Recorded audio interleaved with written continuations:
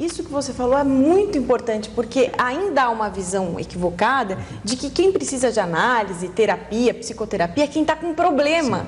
Cara, mas o ser humano, para se emancipar, exatamente, essa frase que o senhor falou, infelizmente ainda impera, é coisa de louco.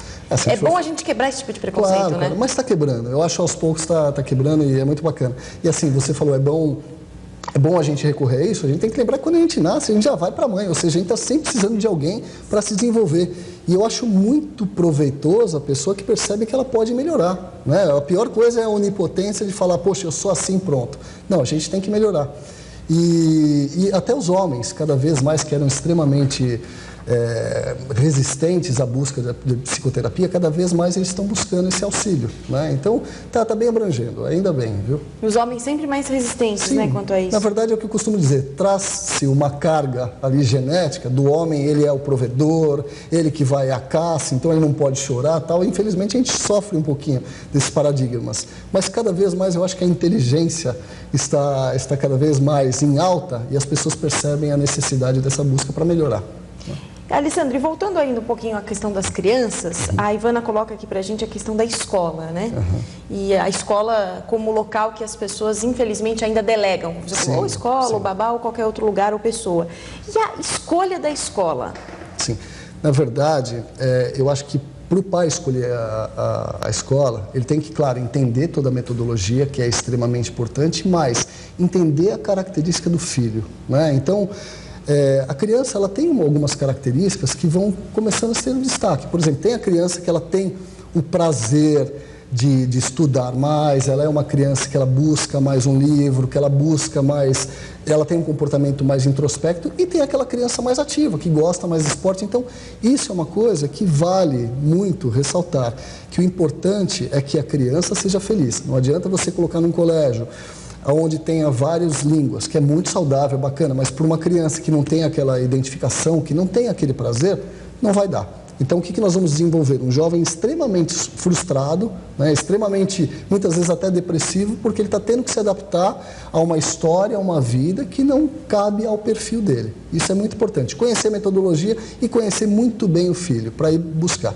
Não existe o melhor colégio ou o pior colégio. Existe colégio que tem a ver contigo, o colégio que tem a ver comigo. Importantíssimo. Mas isso que você está falando, Alessandra, mais uma vez você está destacando a questão de ver a criança e respeitar os gostos, a personalidade dessa criança.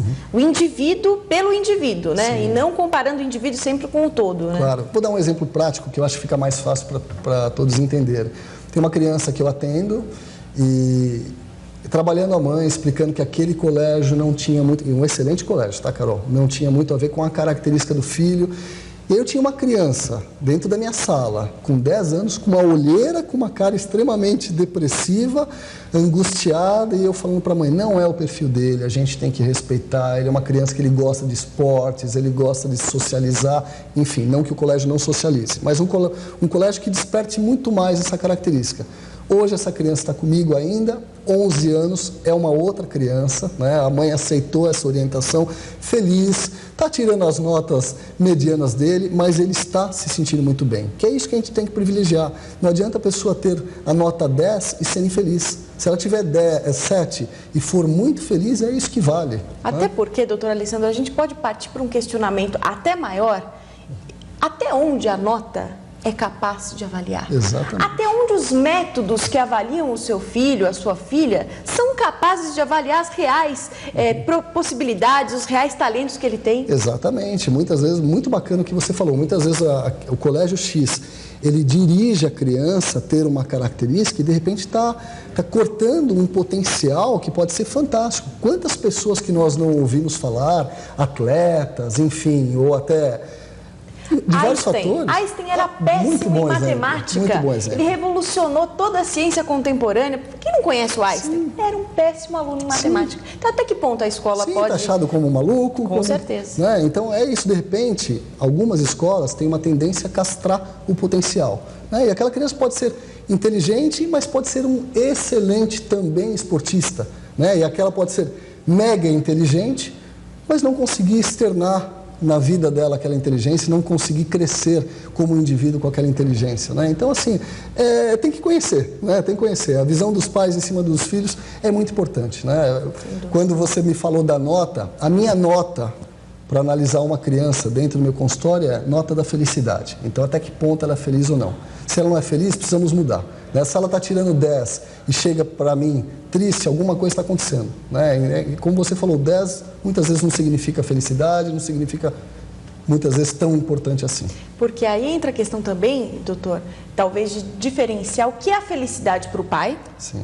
E o que é a felicidade para a criança, porque também há a possibilidade da pessoa transferir o que ela queria fazer, não conseguiu fazer no filho. Sim. Carol, isso se repete? Isso se repete ainda? Infelizmente, infelizmente. Então tem aquela frustração do pai, que muitas vezes é até difícil eu lidar com isso, aquela frustração do pai que ela delega ao filho. Então, poxa, meu sonho era ser médico, né? Mas o meu filho vai ser tal. Então você acaba cobrando que aquele ser, ele supra as suas próprias expectativas, o que é errado, né? O que nós falamos agora há pouco, o ser humano é individual, né? De repente o pai foi um excelente médico, ele vai ser um excelente jogador de futebol, por mais que o pai possa vir a ter preconceito. Então, assim, isso não é legal. Por isso a importância do próprio pai fazer essa reflexão. E isso é muito bacana você ter dito, porque se repete, né? Eu, há um tempo atrás, eu atendi uma moça, né, que era formada até em medicina, como exemplo, e aí foi para a pediatria. E ela confessou, com o decorrer das sessões, que ela não gostava de criança, né? E aí a gente chega à conclusão que foi se formar, foi buscar para suprir a expectativa do pai. Imagina isso, Carol, você já tendo 30 e poucos anos e perceber que, peraí, o que eu estou fazendo me deixa extremamente infeliz. Eu estou fazendo uma coisa para suprir a expectativa da sociedade, da família, né? A gente tem que buscar a nossa felicidade. E é o que eu costumo dizer com os meus pacientes adultos. Se você busca a sua felicidade, até um pouco de forma egoísta, você consegue dar uma qualidade muito boa para o seu filho, para o seu pai, para a sua mãe. Agora, se você não está feliz, ninguém vai te ver feliz e você não vai ter qualidade com nenhum relacionamento. Então, primeiro a gente, né? Respeitar o que eu quero, respeitar a minha individualidade, serve para a criança também, respeitar a individualidade da criança, perceber, direcionar, para aí sim a gente ser feliz e conseguir alegrar as outras pessoas e cuidar das outras pessoas. E aí você tocando nessa questão de ser primeiro bem resolvido, bem resolvida, feliz, e depois transferir isso para os outros, a gente já começa a entrar no campo dos adultos também. Sim, que essa era a ideia da entrevista, falar também das crianças, mas e dos adultos. Como que o senhor analisa hoje as relações interpessoais com todas essas novidades? Talvez nunca na história da humanidade a gente observou uma interação diferente por conta da tecnologia, sim, né? Sim. Como que as pessoas estão se relacionando hoje com tantas novidades tecnológicas? Então, os jovens hoje me preocupam um pouquinho que essas novidades, que são muito bem-vindas, mas muitas vezes não tem um polimento para se dirigir. Então, o que acontece? Os jovens hoje, eles estão privilegiando muito mais o relacionamento através da internet em si do que o contato pessoal. E na hora do contato pessoal, acaba não sabendo desenvolver o afeto, né? Para o jovem eu pontuaria isso. Para os adultos, o que eu percebo? Cada vez mais, por causa dessa não busca da felicidade pessoal, cada vez mais delegando a felicidade ao parceiro. Então, como se o parceiro viesse para suprir todas as minhas expectativas e faltas, né? Então, por exemplo, a pessoa chega em casa frustrada, não está muito bem, aí ela quer que a esposa ou que o marido fique legal, fique bem. Peraí, mas o problema está contigo, né? O outro não veio para suprir. O outro é o meu parceiro que temos que ter a troca, mas não veio para tampar as minhas frustrações, né? Isso é outro ponto importante. Isso. Alessandro, estamos infelizmente chegando no fim, como sempre a conversa quando é boa, o tempo fica curto, mas muito rápido. Nas considerações finais, fique à vontade. Legal, eu queria deixar o meu site, se vocês permitirem, www.alessandro.viana.com.br. O que eu puder ajudar através do site, tem os meus contatos, tem alguns textos interessantes, mas como eu falei, Carol, nenhum texto vai suprir uma análise de um profissional e o que eu puder ajudar, estou disponível. Muito obrigada mais uma vez, Alessandro, e a você, muito obrigada pela companhia. A gente se vê na próxima edição do Análise Direta. Até lá!